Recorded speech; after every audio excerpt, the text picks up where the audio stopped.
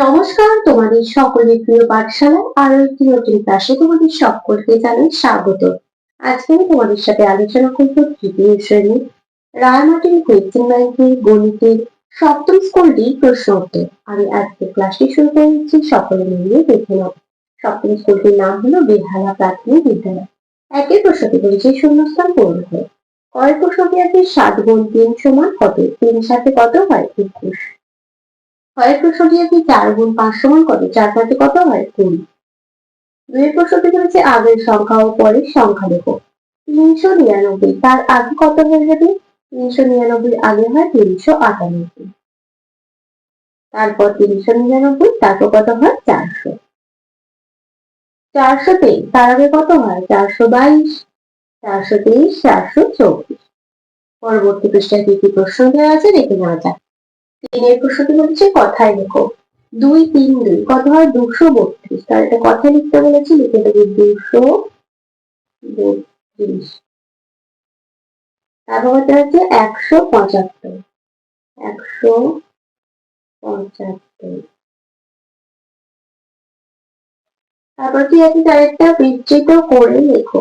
438 বিস্তৃত বলেছি আমি 432 যোগ 8, 393, 300 যোগ 90 যোগ 3। পাঁচটা হচ্ছে বিস্তৃত করে কথায় লেখো। 604 10 4, 604 10 4। তারপর 704, 704 একক, এখানেও 4 একক লিখে দেব। 6 শতক 4 দশক 4 একক, 7 শতক 4 একক। 6 প্রশ্নটি হচ্ছে ভাগ করে ভাগ ফলক ভাগ শেষ লেখো।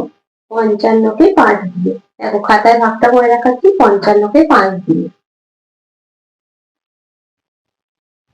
5 আছে 5, 5 জানলে 5 আছে 5। কি বলেছে? ভাগফল ও ভাগশেষ লিখতে বলেছে। তাহলে ভাগফল কোনটা? 11, আর ভাগশেষ কিসের মানে 0। তারপরে কয়েকটা বলেছে 29কে 3 দিয়ে ভাগ করতে হবে। 3 9 27, তার থেকে 9 বিয়োগ করলে 3। 9 ভাগফল, 2 ভাগশেষ।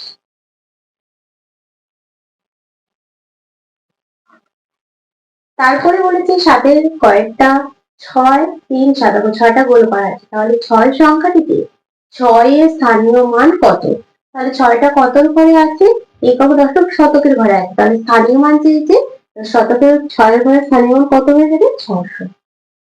তারপরে আছে 127 সংখ্যাটিতে এই যে গোল করে আছে 2, 2 এর প্রকৃত মান চেয়েছে। 2 তো দশকের ঘরে আছে, কিন্তু এটা প্রকৃত মান চেয়েছে, তাহলে কত হয়ে যাবে? 2 হয়ে যাবে।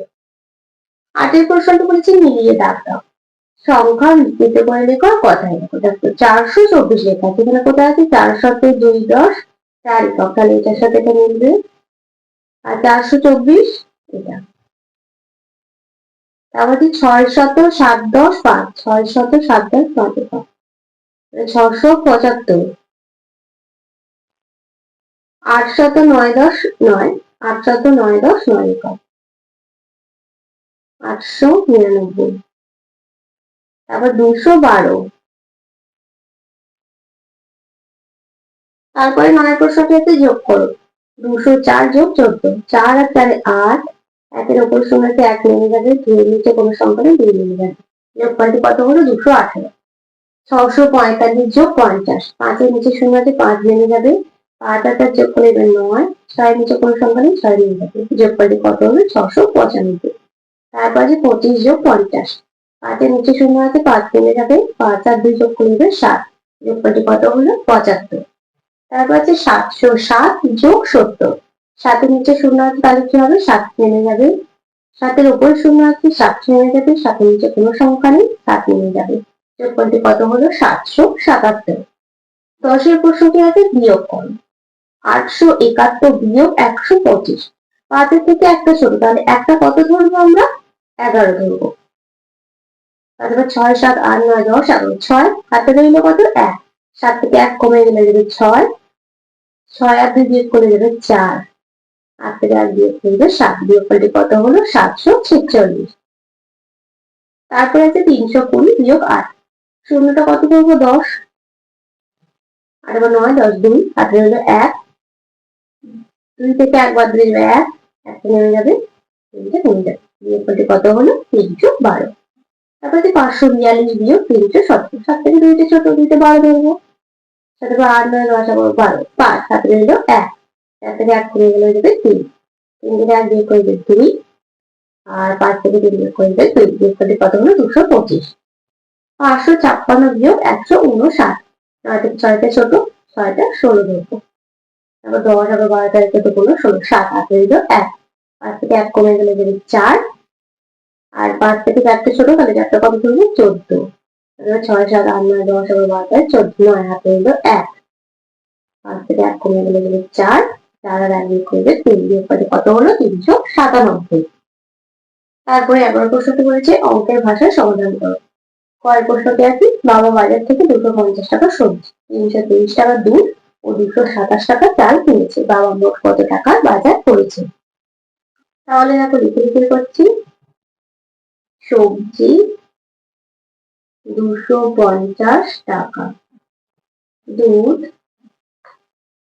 323 টাকা, আর চাল 227 টাকা। এটা যোগ করবো, 7 আর 3 10 শূন্য হাতে রইল 1, 2 আর 3 4 আর 5 9 হাতে 1 যোগ করলে 10, 0 হাতে রইল 1, 5 আর 7 আর হাতে 1 যোগ করলে 8, কতটি কত হলো 800 টাকা। তাহলে কি লিখবো, বাবা মোট কত টাকার বাজার করেছে, অতএব বাবা মোট 800 টাকার বাজার করেছে।